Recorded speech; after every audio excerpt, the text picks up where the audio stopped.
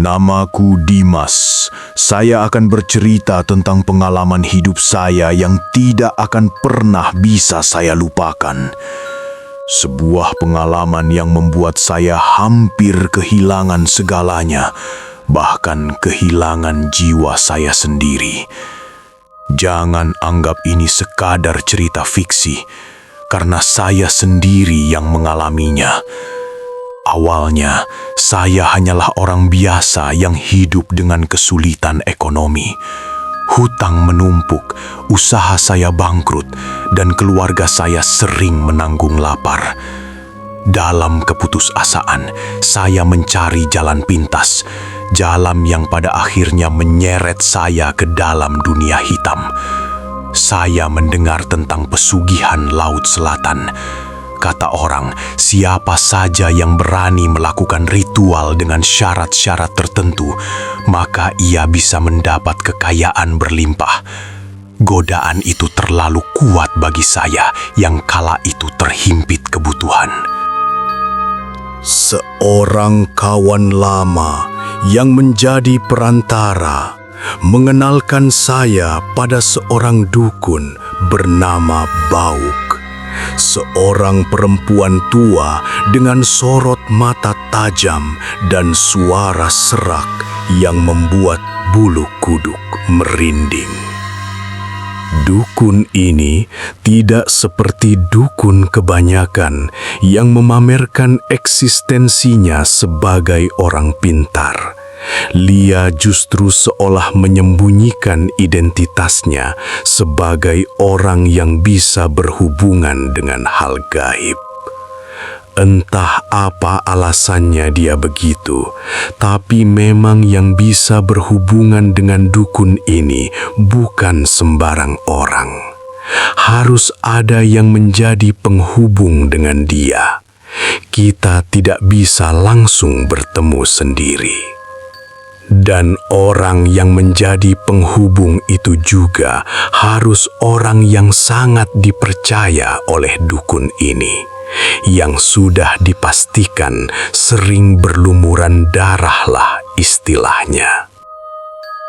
Malam itu, melalui seorang penghubung yang merupakan kawan lamaku itu, saya berangkat dan akhirnya bisa bertemu dengan dukun Bauk. Nama ini tentu saya samarkan karena beliau ini seolah bisa mengetahui apapun dari jarak jauh. Saya jujur masih suka takut walau kini tidak pernah berhubungan lagi. Ternyata setelah saya sampai di tempat dukun, di sana sudah ada beberapa orang yang memiliki tujuan yang sama dengan saya, yaitu ingin melakukan pesugihan. Kalau kalian berani, harta akan datang, kata dukun itu. Saya yang memang sudah bertekad bulat, akhirnya menjadi orang bodoh. Saya percaya dan menyanggupi. Saya tak pernah tahu bahwa pertemuan dan keputusanku malam itu adalah awal malapetaka besar dalam hidup saya. Dukun itu duduk diam melihat ke arahku. Matanya menatap kosong, tapi anehnya terasa seperti menembus isi kepalaku. Kalau kalian mampu dengan syaratnya, harta akan datang seperti air hujan. Ucapannya pelan, tanpa basa-basi. Kalimat itu sederhana, tapi entah kenapa terasa seperti jerat. Saya yang saat itu sudah gelap mata, tidak lagi berpikir panjang. Semua yang ada di kepalaku hanya satu, keluar dari kesulitan, bagaimanapun caranya. Saya mengangguk. Kami pun mulai membicarakan apa saja yang harus kulakukan. Satu persatu syarat disebutkan, dan semakin lama saya mendengar, semakin terasa bahwa ini bukan sekadar ritual biasa. Ada syarat yang tidak masuk akal, ada yang terasa melanggar batas kemanusiaan. Bahkan ada yang membuatku terdiam cukup lama karena saya tahu jika saya melangkah lebih jauh, tidak akan ada jalan untuk kembali. Dukun itu memberikan banyak sekali syarat yang menurutku berat dan mungkin memang sengaja dibuat berat agar orang yang ingin melakukan kesesatan sepertiku tidak sanggup dan membatalkan niatnya. Tapi entahlah, karena saya tahu dukun itu juga sudah ada di jalan yang sesat. Namun yang paling membuatku merinding adalah saat ia mulai menjelaskan tentang inti dari semua ini, tentang perjanjian, tentang sesuatu yang tidak terlihat tapi mengikat. Ia mengatakan bahwa semua harus dilakukan melalui perantara dirinya, bukan sekedar ucapan tapi sumpah batin. Sekali diucapkan, maka hidupku bukan lagi sepenuhnya milikku. Lalu ia menyebut tentang sajen atau ubarampe. Bukan sekadar makanan atau benda biasa. Ada hal-hal khusus yang harus disiapkan dengan waktu dan cara tertentu. Katanya, itu adalah jamuan untuk sesuatu yang akan datang. Tapi saya belum benar-benar merasa takut sampai ia menyebut satu hal terakhir. Tumbar. Hanya satu kata, namun terasa seperti petir yang menyambar tepat di dalam dada.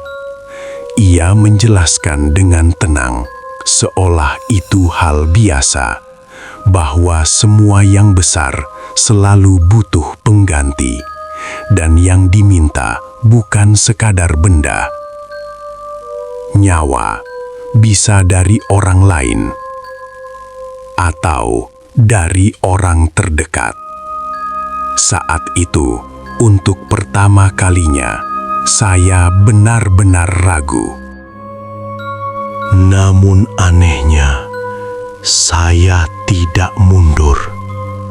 Dan yang lebih mengerikan lagi, ia sempat menyinggung sesuatu yang sampai sekarang masih membuatku sulit tidur jika mengingatnya.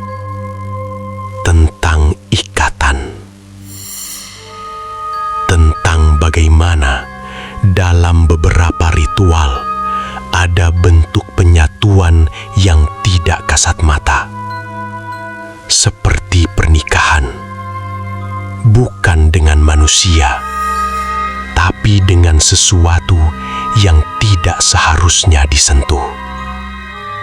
Sejak malam itu, saya mulai sadar bahwa semua ini bukan tentang mencari kekayaan, tapi tentang seberapa jauh seseorang rela kehilangan kemanusiaannya.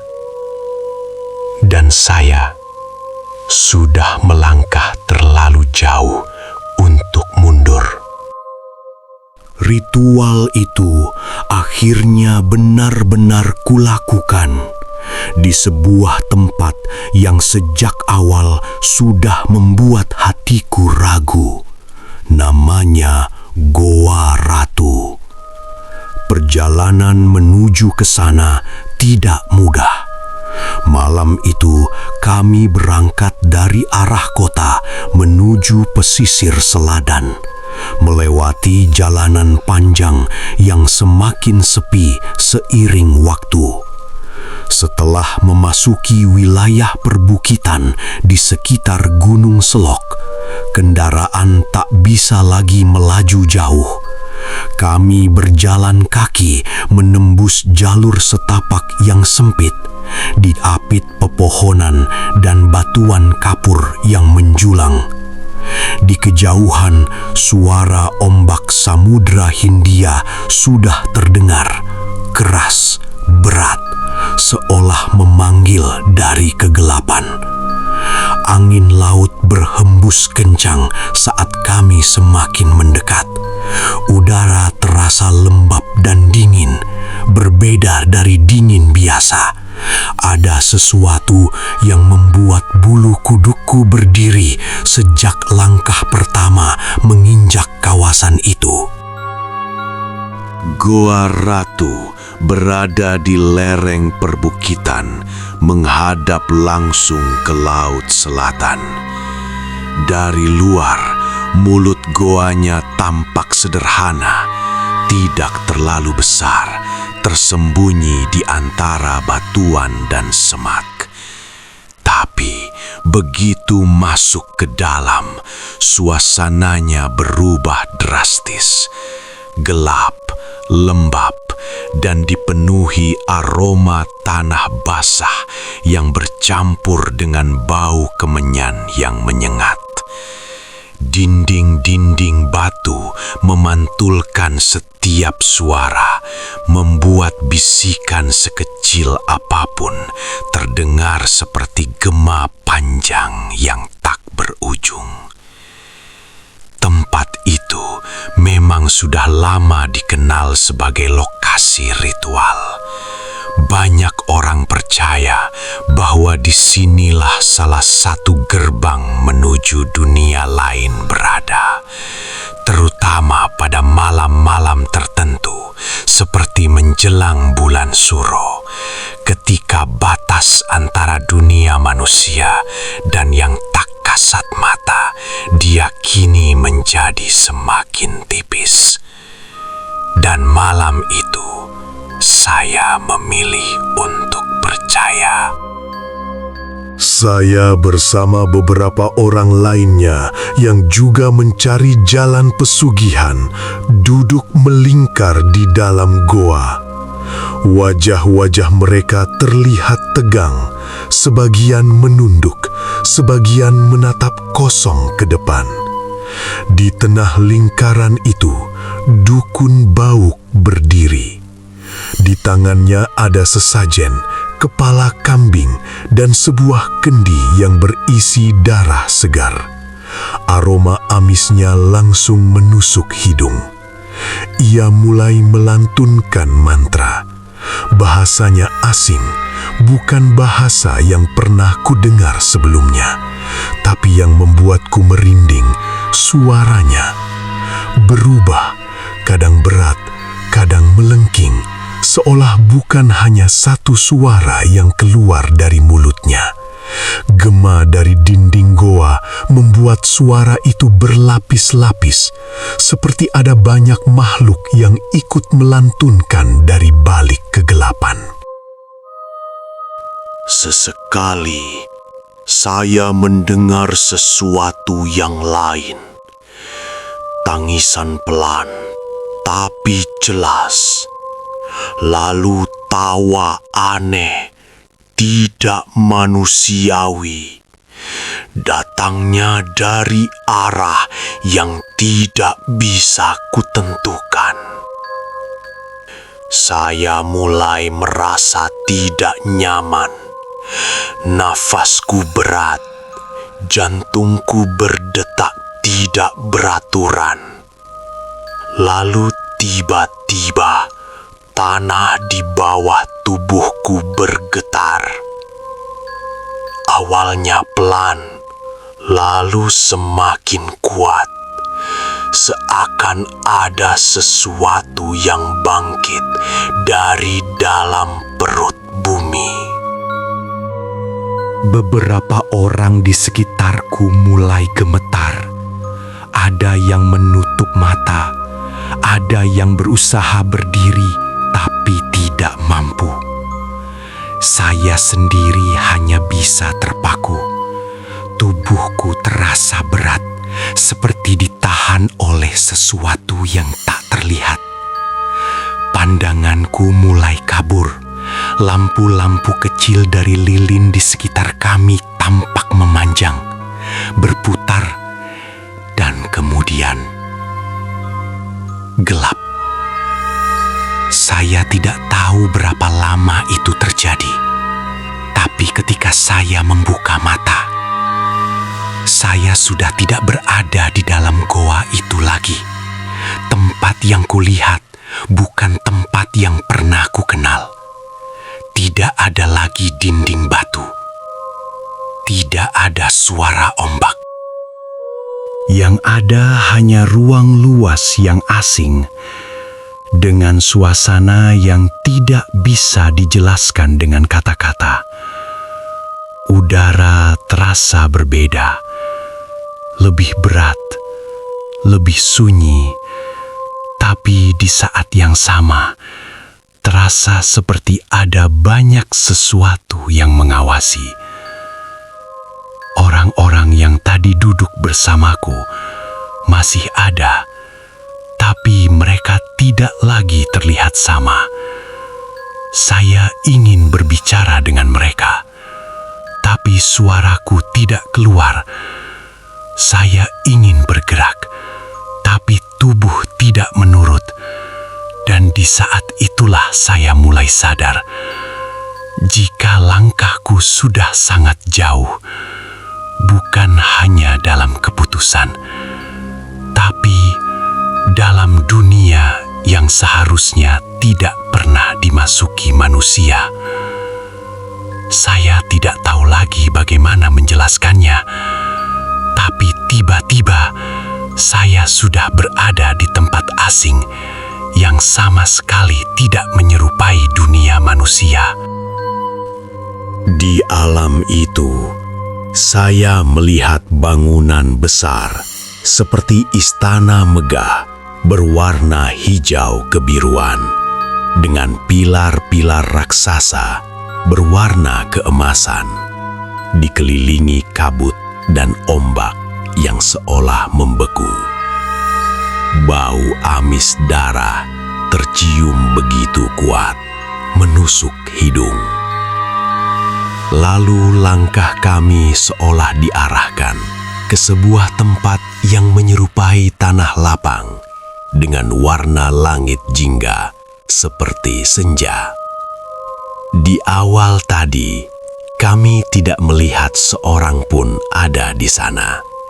Semua terasa kosong dan sunyi, seperti istana yang tidak ada penjaganya. Tapi di tanah lapang ini, kami melihat sesuatu yang kontras dan sangat berbeda. Saya dan teman-temanku yang awalnya datang bersama, kini terpisah. Entah kemana mereka perginya, karena tiba-tiba saya tidak melihat mereka lagi. Dan yang saya lihat adalah orang yang asing. Apakah Anda tahu apa yang saya lihat di tempat itu? Sungguh mengerikan. Saya melihat orang-orang berpakaian lusuh bergerak dan berjalan seperti mayat hidup. Wajah mereka kosong, mata merah, dan tubuh mereka cacat. Ada yang hanya memiliki tubuh dari perut ke atas, menyeret tubuhnya sendiri sambil merintih. Di tempat itu, menyerupai bumi perkemahan yang ada dapur umum dan lain-lain. Tapi aktivitas mereka sangat di luar nalar. Anehnya, saya saat itu tidak merasa takut dan ngeri sedikit pun. Saya seperti sudah menjadi bagian dari mereka. Saya melihat beberapa orang mematahkan tulang tangannya sendiri, lalu menyerahkannya kepada penjaga berbentuk raksasa. Tulang-tulang itu direbus dalam kuali besar, dijadikan alat mengaduk bagi mereka yang sedang memasak daging yang kemudian harus dimakan bersama. Di sini saya mulai merasa mual, ingin muntah. Tapi lebih ngeri lagi, saya melihat satu persatu orang dipaksa makan daging yang disajikan. Dan saya termasuk yang dipaksa untuk memakannya. Rasanya aneh, pahit, dan anyir. Saya mencoba menolak, tapi sebuah suara yang entah dari mana asalnya terdengar dekat sekali di telinga saya. Makan atau engkau akan hilang selamanya. dan saya makan. Daging itu begitu keras, penuh darah, dan baunya menusuk. Saat saya mengunyah, tiba-tiba saya melihat wajah anak saya ada di dalam kuali besar yang airnya mendidih. Senyum kecilnya, suaranya memanggil, "Ayah, jangan makan saya." Saya terdiam. Saya menatap kembali daging di tangan saya. Tuhan, itu bukan daging domba seperti yang saya kira. Itu adalah potongan tubuh anak saya sendiri. Saya berteriak histeris, muntah, memukul-mukul kepala saya. Dan saat itulah, antara sadar dan tidak, aku seolah melihat sosok dukun bawuk menatap saya dari kejauhan. Senyumnya menyeringai.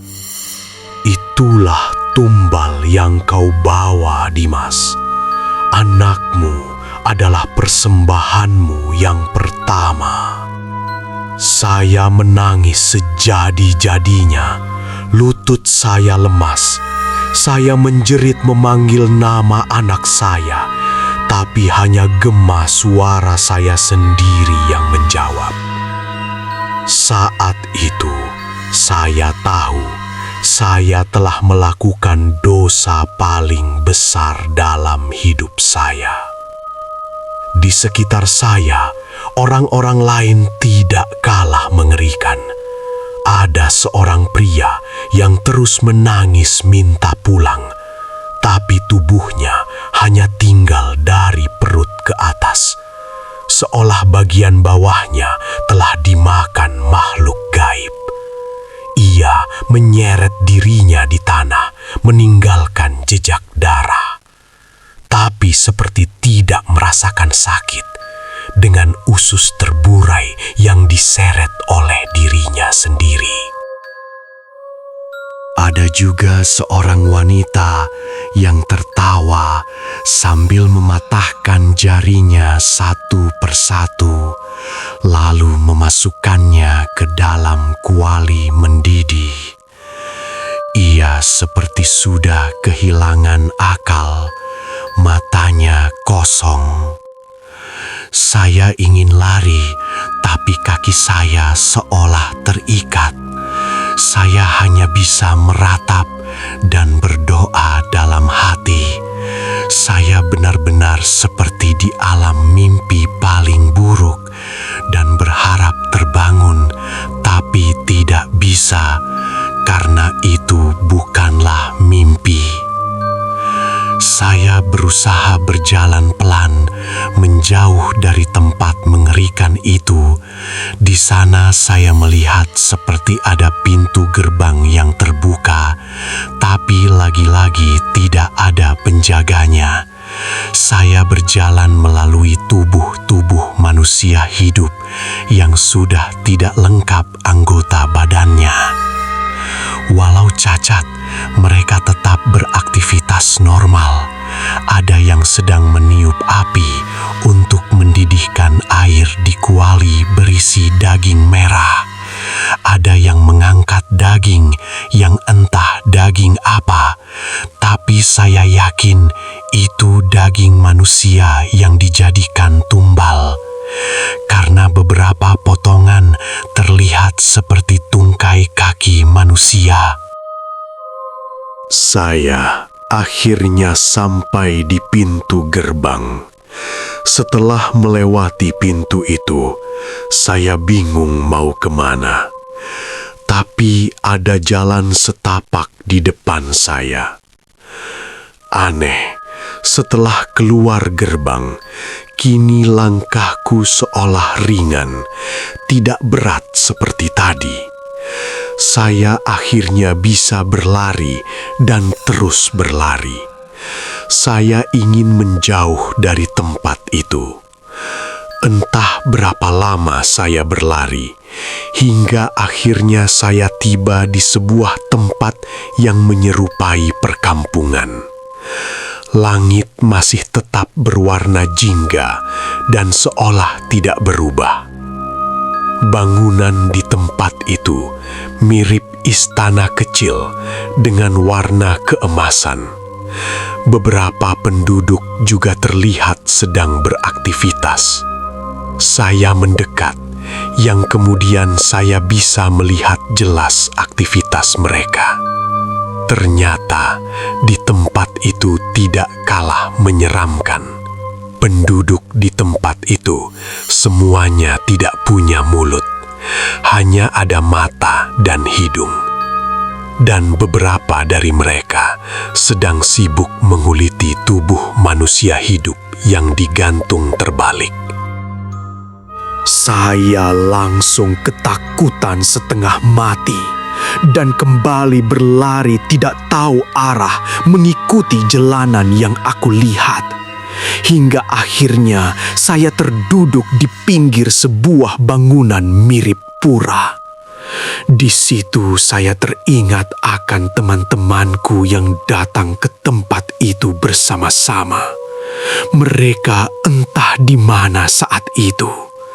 Saya merenung, saya menangis, hingga akhirnya saya merasakan kantuk luar biasa.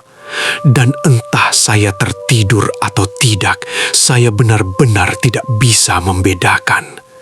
Di saat itulah aku seolah bertemu dengan sosok mertua saya. Ia adalah orang miskin, tapi ia mengajar ngaji di kampung, mengajar diniyah bagi anak-anak.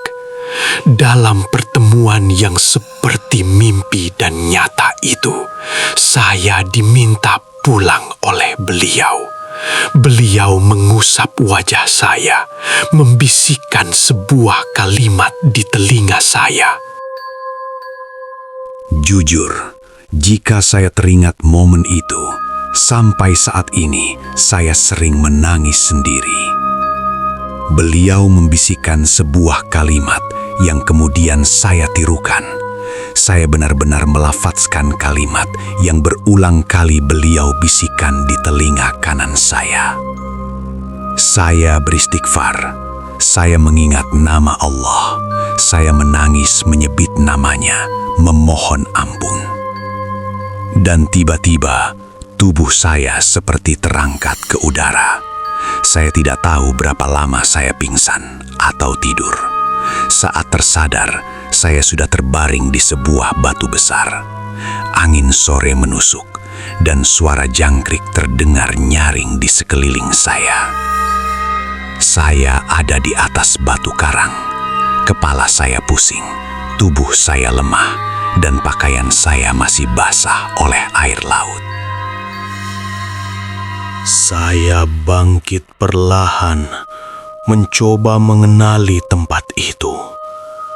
Lalu saya melihat papan kecil bertuliskan Kecamatan Kretek, Parangtritis, Yogyakarta. Saya terhenyak. Bagaimana mungkin ritual tadi saya lakukan di Cilacap? Kenapa saya bisa terdampar di Parangtritis yang jaraknya puluhan kilometer? Saya hanya bisa menangis, menyadari bahwa saya telah lolos dari sesuatu yang tak mampu saya pahami. Saya berjalan terseok keluar dari tempat itu, mencoba mencari cahaya. Nafas saya terengah, tubuh saya gemetar. Saya tak tahu harus kemana, hanya mengikuti jalan setapak yang dikelilingi pohon kelapa dan semak-semak. Hari beranjak petang. Tak lama kemudian, saya mendengar suara ranting patah, langkah kaki yang tergesa. Saya pikir itu makhluk gaib, tapi ternyata seorang lelaki tua muncul sambil membawa senter dan alat pancing.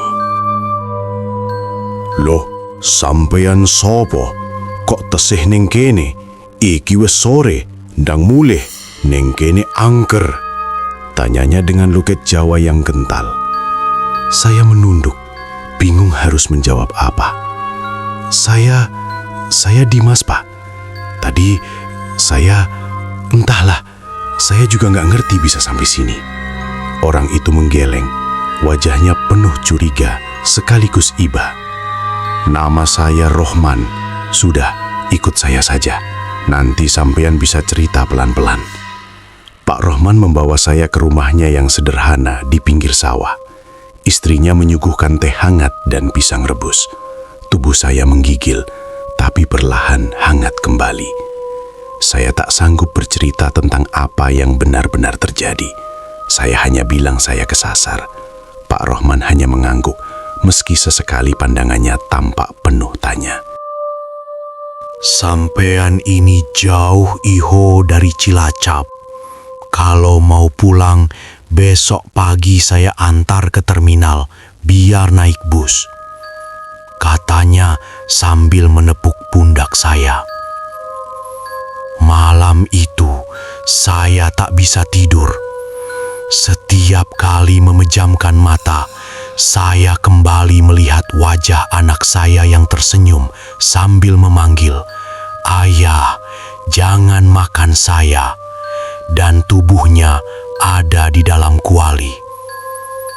Saya menutup wajah dengan bantal. Air mata menetes tanpa henti.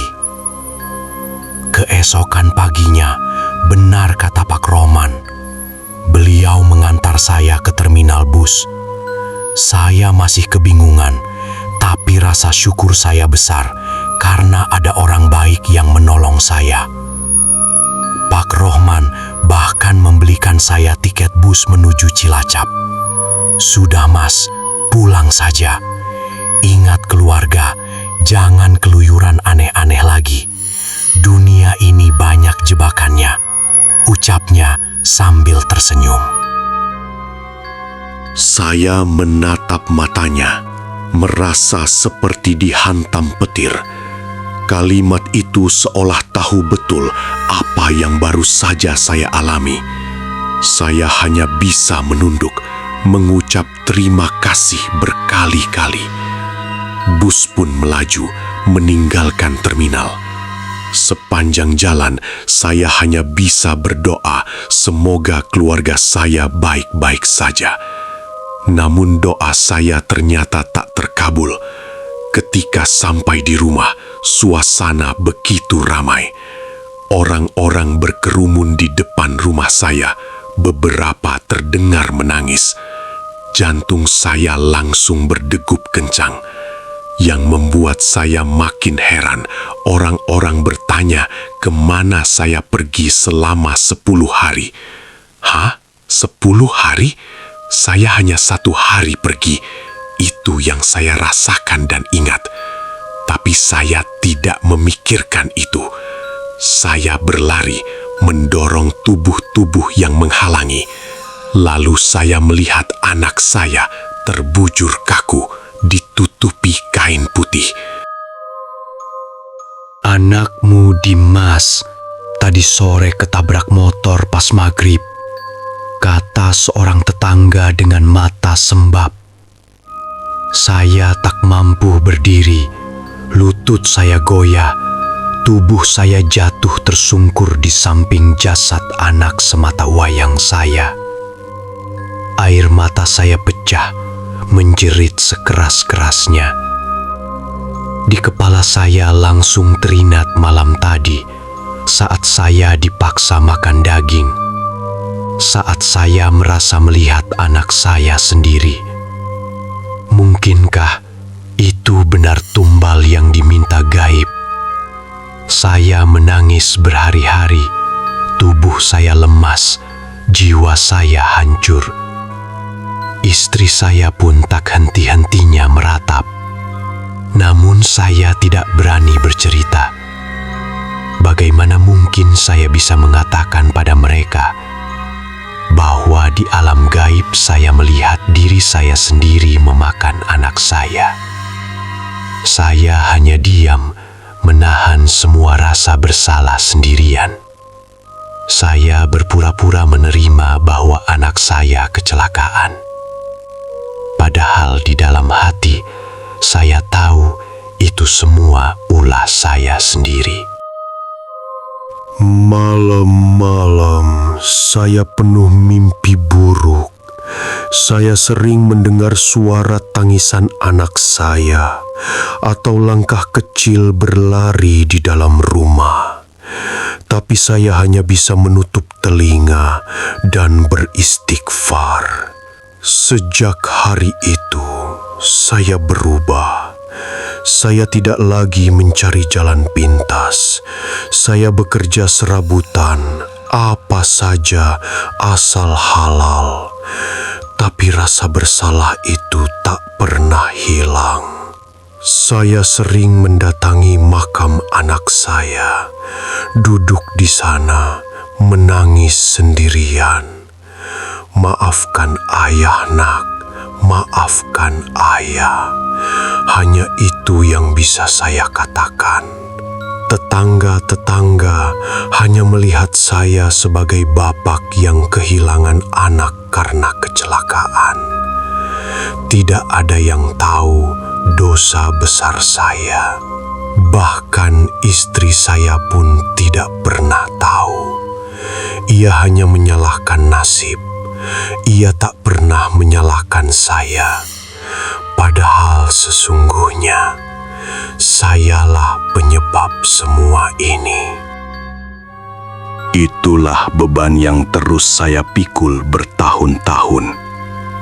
Hidup saya berjalan, tapi setiap kali melihat laut, tubuh saya gemetar.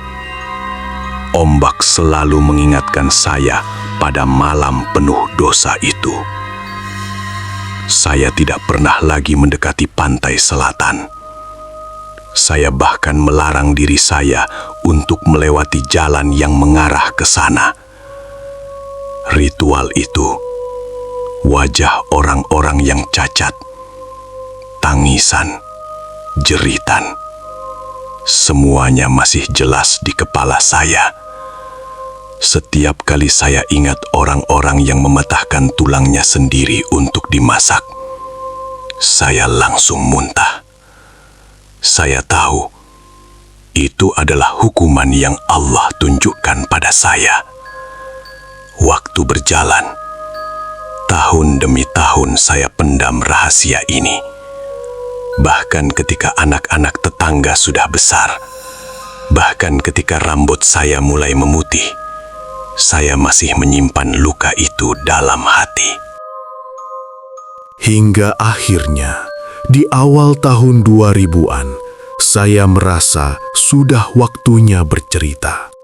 Saya sudah tua, dan entah berapa lama lagi saya bisa hidup.